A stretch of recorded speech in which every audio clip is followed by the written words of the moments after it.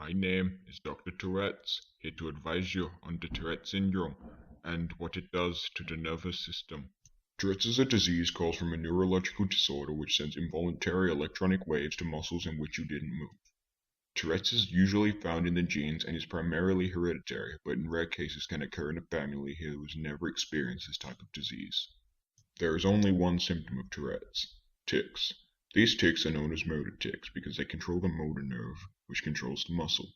These tics are sudden, brief, repetitive movements caused by irregular brainwaves. This can include movements of the eye, shoulders, legs, or other movements such as breathing heavily, jumping, snorting, and playing with certain objects.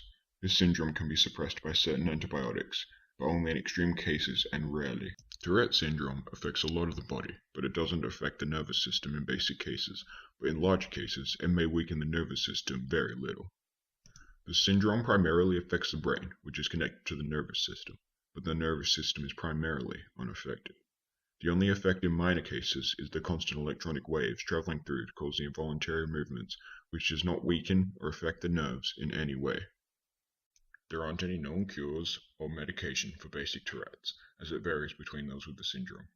Some antipsychotics do work in severe cases of Tourette's to block certain aspects of the electronic wave, although are not foolproof. Antipsychotics affect the balance of dopamine in the brain, so your emotions are in check to limit the amount of muscle spasms. There are multiple scientists doing research at the moment for Tourette syndrome. The primary research taking place is attempting to understand the genetic connection of Tourette's, although, as of January 2014, a rare mutation in the genetics of the brain which have been linked to Tourette's could give the answer scientists are looking for. The researchers at the Yale Institute of Medicine have stated that it is a cause of the tic and other abnormalities of Tourette syndrome.